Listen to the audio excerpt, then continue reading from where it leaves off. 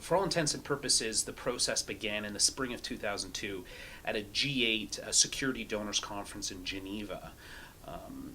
The Taliban fell in the fall of 2001, so there was a bit of a gap before a coherent process was established. At this Geneva meeting, the various G8 donors decided on essentially a division of labor for the SSR process in Afghanistan, where they divided the process into 5 pillars, and they attached a lead donor to each of those pillars to facilitate reforms and provide assistance to the reform process. So in the military reform pillar, the United States was the main provider of assistance, or was the lead donor. For counter-narcotics, the government of Britain. For the disarmament, demobilization, reintegration of ex-combatants, Japan. For judicial reform, Italy. And for police reform, Germany.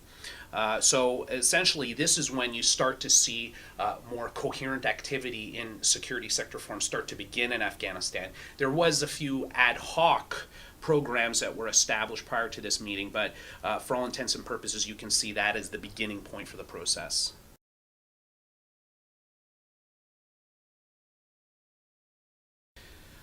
Well, the form the process has taken was first in the early phase was really dictated by this 5-pillar donor support strategy established by the G8, and which again, the 5 pillars being military reform, police reform, judicial reform, the disarmament, demobilization, reintegration of ex-combatants, and counter-narcotics. So it's quite a comprehensive approach. The problem, however, with this approach was there was no overarching coordination structure to really draw out the synergies between the pillars. Security sector reform is supposed to be a holistic process where all of these different elements are supposed to be very much advanced in unison or coordinated very carefully. This was not necessarily the case in Afghanistan. So, for instance, we saw in Afghanistan the military reform process advanced very quickly by the United States, and the police reform lagged behind. We saw, now the problem when you have one pillar outpacing another is that often they are, the performance of actors in one are dependent on a certain level of functionality in another. So the police cannot do their job if there is not an effective judiciary.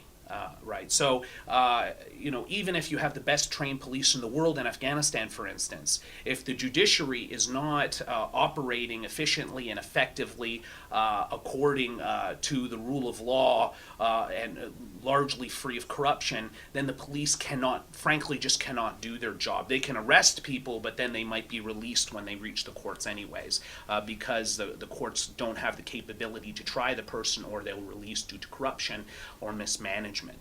So there wasn't the degree of coordination that's absolutely essential for a security sector reform process in Afghanistan. Other areas that were kind of missing links were the governance aspect. So there were a system put in place to support programs in those 5 pillars, but there wasn't as much of an overarching effort to establish the accountability structures, democratic oversight structures, management structures at the executive, at the legislative level, and within individual security and justice line institutions to ensure that the sector was managed and governed according to democratic principles, which of course is one of the main goals of security sector reform. There are a number, beyond the main G8 countries, there are a number of other actors that are involved in the process. So for instance, Canada is involved in some activities, and judicial reform has been involved in demilitarization activities, does provide some support for efforts to build up the Afghan National Army. So Canada has been a very important security sector player, and there are a number of other actors, primarily Western states, that have had a significant amount of involvement. Now, I should say that the G8 5-pillar donor support system was sort of the only game in town during the early phases of the process, but has essentially now been disbanded. Now, you see that still the former lead donors still have a prominent role in their former areas or spheres of influence, areas of responsibility. However, now, for all intents and purposes, the U.S., the United States, is the lead donor to 4 out of the 5 pillars, perhaps with the exception of demilitarization, because it's providing the most money to all of those pillars by a very significant margin. So the whole lead nation concept is somewhat redundant. Moreover, there has been a move in Afghanistan to really emphasize local or Afghan ownership of the process. And so what has happened is you've now, in terms of the language and the discourse that's used, it's no longer talking about foreign lead donors, but Afghan ownership and leadership of the process, an Afghanized process. So I think that's where the movement is. But if you really want to know who is the main actor pushing security sector reform, even though there are a whole range of donors involved, it's really the U.S. that's the most consequential one.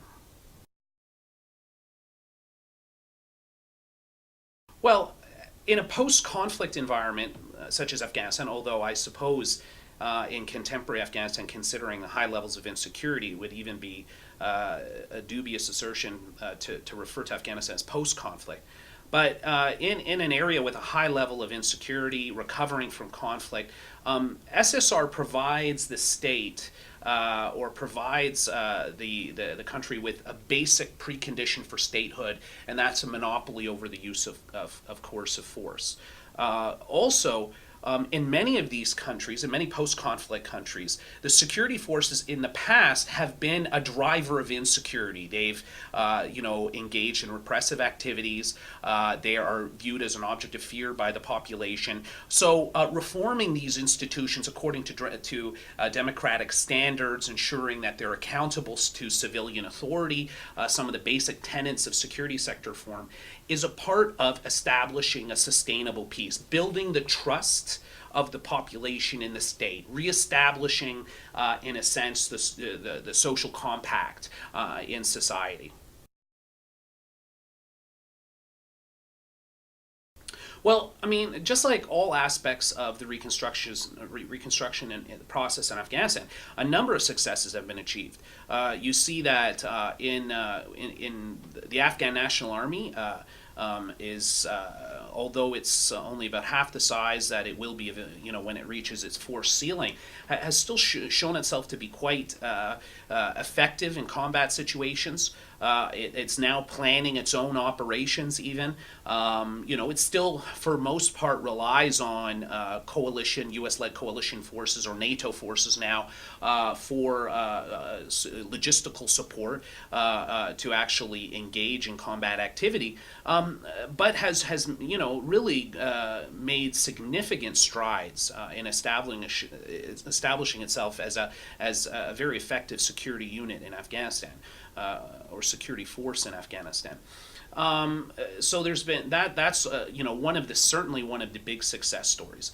I mean, the disarmament, demobilization, reintegration program under the leadership of the Afghan New Beginnings program, which is primarily a UN overseen organization, was completed. This program was completed in 2006. Resulting in over 60,000 militiamen being demobilized, over 60,000 weapons collected. Now there are still a significant amount of Afghans obviously under arms, militiamen under arms. It didn't succeed in fully breaking down many of the militia patronage networks in the country, but still it can be seen as significant progress, I believe.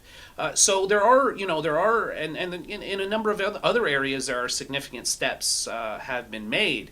The process is not without success stories. However, when you look at the broader picture, the police is still one of the most dysfunctional organizations in the country, and of course this is the main interface between state and society. I mean, often in many communities in Afghanistan, the only interaction they have with the state is through their local police force, and frankly, it's a corrupt, largely predatory and abusive organization.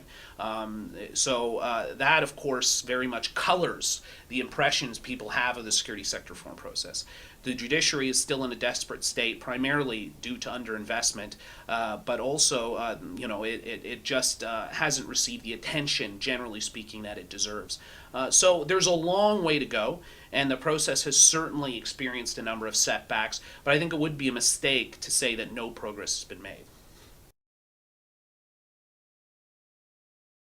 Well, that's been one of the big problems. The ownership gap has been a big problem. Um, in reality, there is no body in Afghanistan, Afghan institution or actor that's been capable of managing the entire process. Holding the donors to account for the type of activities that they're implementing, but also ensuring that there is coherence in the activities and the reforms undertaken within the Afghan institutions themselves and the policies implemented among Afghan institutional bodies. There is in Afghanistan a Office of the National Security Council, which was established with donor support, which is essentially the Secretariat for a National Security Council in Afghanistan. I think there was a great deal of hope that this body, which on paper at least has a great deal of responsibility for overseeing the security sector reform process in the country, there's a great deal of hope that this organization would provide that leadership, essentially assert Afghan ownership over the process, give it an Afghan face, but really hasn't been endowed with the resources and really hasn't shown the political will to assert that role. And no other actor really has assumed that role in Afghanistan, which means that for the most part, while the Afghans have the Afghan government, and in particular under the leadership of President Karzai, have signed off on most of the major elements of the security sector reform process. For the most part, it is still donor driven, and so that really makes you think. You have to think very hard about whether some of these activities that are and reforms being undertaken are actually sustainable in the end, if they haven't been really designed by the Afghans. Um, I think one of the success stories of Afghanistan is the media has been shown to be extremely vibrant. And I think the media has provided some coverage of the security sector reform process. But I think that overall, there could be far more engagement of civil society in the process, whether it's not Afghan non-governmental organizations, community organizations, or traditional security and justice actors, traditional sources of authority, whether it be tribal elders, whether it be local shuras, and so on. There could be more of engagement on a broader level, I think, in the security sector reform process, more consultation by the Afghan government and the international community, and also they have a very important role as an external oversight body to ensure that the security institutions in the country are following the Constitution, that the fundamental rights are not being violated in any way, that these are transparent and accountable bodies, and that they're fulfilling their obligation to the population to uphold their security, human security. I think another success story, which I omitted, was the Afghan Independent Human Rights Commission, which I think has done a fantastic job at highlighting, the situation, the human rights situation across Afghanistan, through advocacy, research, and so on, and has really held the government to account for some of the abuses that have been carried out by the police. Many of the complaints that the Afghan Independent Human Rights Commission receives have been about the Afghan police. And so then this is a way of really, they've been effectively been able to provide some oversight and track the effectiveness of reforms in terms of how it actually affects Afghan people, citizens.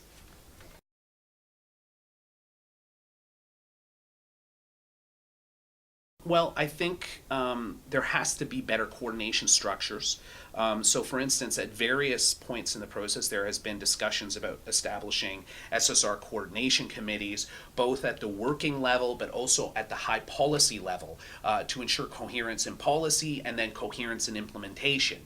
None of these bodies which have been proposed from both the Afghan and international side have really taken root. They've usually these proposals usually collapsed over time. So I think that there was a need for more a coordination in the process to ensure coherence across the pillars. And I think also, obviously, as I've already discussed, I mean, there has been an ownership gap in Afghanistan. I think that there has to be more attention on really empowering Afghan institutions to fully support the process, to engage on a more intense level in design and also so that they invest more political capital in the process. They feel attached to the process, because I think that sometimes is lacking.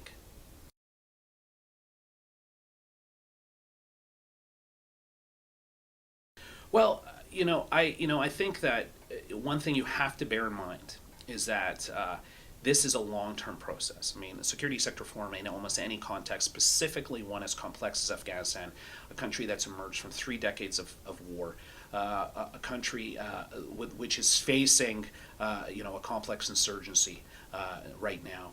I think if you, in such a difficult environment, you just have to recognize the fact that this is perhaps a generational process, that it's going to take decades to complete this process.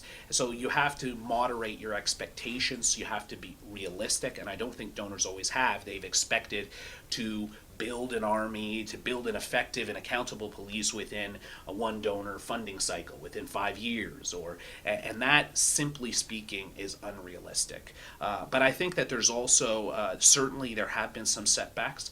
So I think that there's a need to really go back to the and there has been important reevaluations of where the process has gone, but I think that there's a need to really carefully consider, are some of the processes and programs being implemented now, are they sustainable over the long term? In other words, when the international community leaves, are these still viable? Are the institutions and structures being established viable? I think that that's a question that has to be asked, because certainly if we look on the issue of fiscal sustainability, many of the institutions being established in Afghanistan right now, it's hard to imagine when, if you look at the figures, when they could be sustained by the Afghan government without donor assistance. So I think that some hard questions really have to be asked about where the process is going. As I said, there has been some gains that have been made, so that provides a foundation to build upon. But you can't get away from the fact that the international community is going to have to remain engaged in Afghanistan for some time. That means providing troops that are capable of providing essentially a security buffer for security sector reform to move forward. That means providing the funds that will enable some of the critical reform processes to move forward, and of course providing the technical assistance and political and the type of political engagement that's needed to move the process forward. So it gets down to the fact that I think success is still possible, but it's going to be a long-term process, and we have to be prepared for that. As the international community has to be prepared for that.